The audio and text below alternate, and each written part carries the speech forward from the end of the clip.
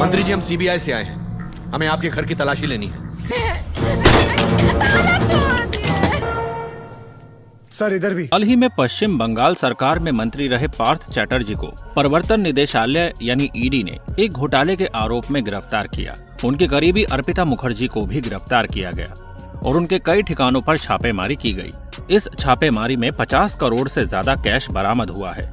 ये कैश इतना था कि ईडी के अधिकारियों को मशीन से पैसे गिनने में भी काफी वक्त लग गया। ऐसे मामले हमेशा से आते रहे हैं। ईडी, सीबीआई जैसी एजेंसियां भ्रष्टाचार के मामलों में छापेमारी करती है और अवैध रूप से कमाए गए पैसों, सोने चांदी के गहनों और अन्य संपत्तियों को जब्त कर लेती है।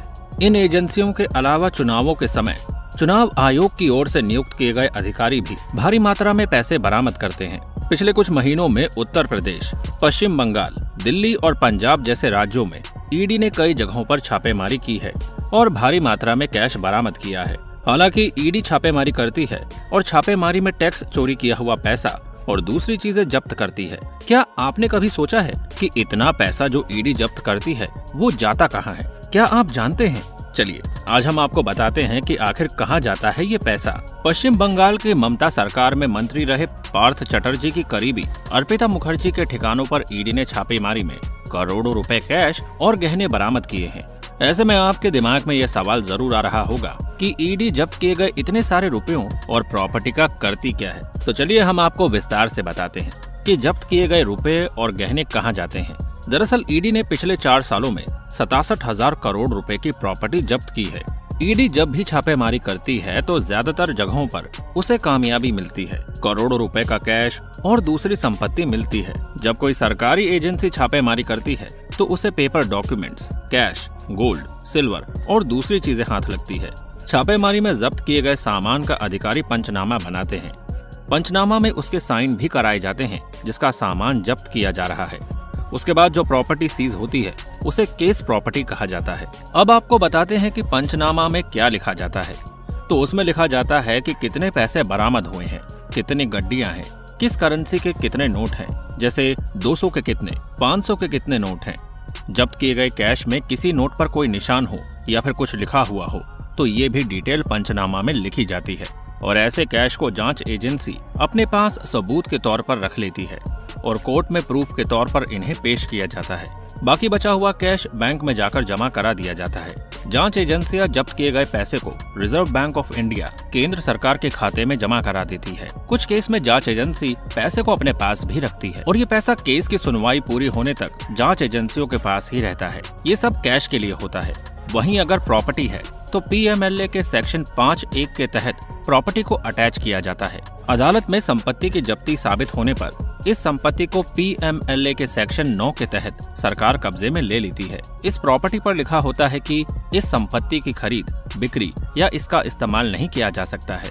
इन सब में सबसे खास बात ये है कि ईडी पीएमएलए के मुताबिक केवल 180 दिन तक ही प्रॉपर्टी को अपने पास रख सकती है।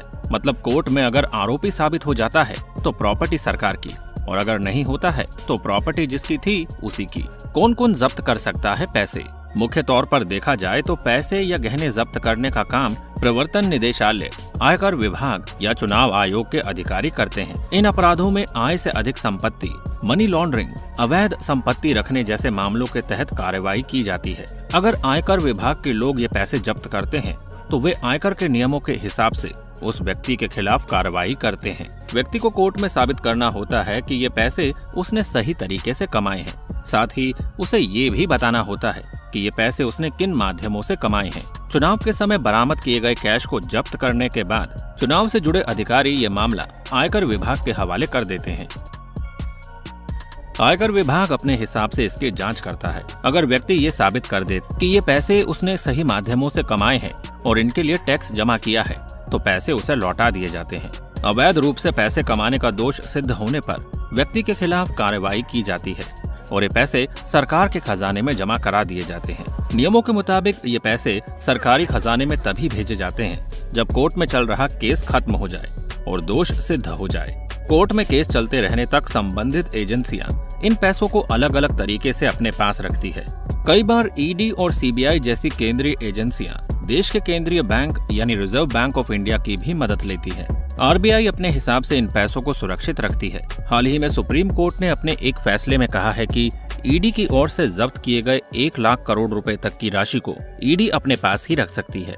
एक रिपोर्ट के मुताबिक ईडी के पास अभी बैंक घोटालों से जुड़े 40,923 करोड़ रुपए, चिट फंड घोटालों के 16,800 करोड़ रुपए और भ्रष्टाचार से जुड़े मामलों के 13,831 करोड़ रुपए की संपत्ति पड़ी है।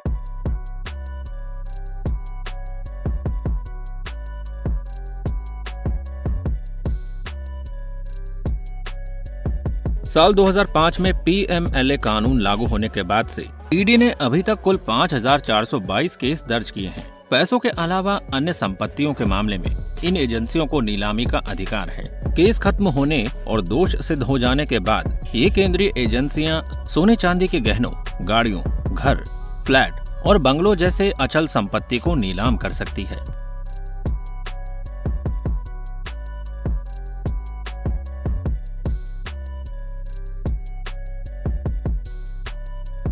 अगर इन मामलों में कोई दूसरा प्रभावित पक्ष होता है तो उसके घाटे की पूर्ति इन्हीं पैसों से की जाती है। बाकी के बचे पैसों को केंद्रीय एजेंसियां सरकारी खजाने में जमा करवा देती है। इसके साथ ही आपको बता दें, जब्त प्रॉपर्टी का क्या होता है। ईडी प्रॉपर्टी को अटैच करके उस पर बोर्ड लगाकर उसकी खरीद बिक्री पर रोक लगा देती है। वहीं कई मामलों में जैसे जब्त कमर्शियल प्रॉपर्टी में इस्तेमाल की छूट मिल सकती है। कोर्ट में जब्ती साबित होने पर वो प्रॉपर्टी सरकारी हो जाती है। ईडी को 6 महीने के भीतर प्रॉपर्टी की जब्ती साबित करनी होती है।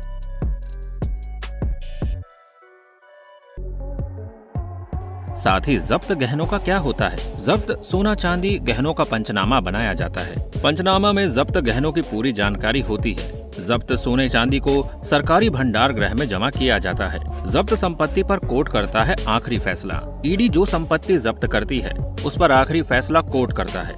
मुकदमा शुरू होने पर जब्त किए गए सामान को सबूत के तौर पर कोर्ट में पेश किया जाता है और अगर ईडी ये साबित कर देती है कि जब्त की गई प्रॉपर्टी अवैध है तो उसे सरकारी खजाने में जमा करा दिया जाता है और अगर ईडी जब्ती साबित नहीं कर पाती है तो संबंधित व्यक्ति को संपत्ति लौटा दी जाती है।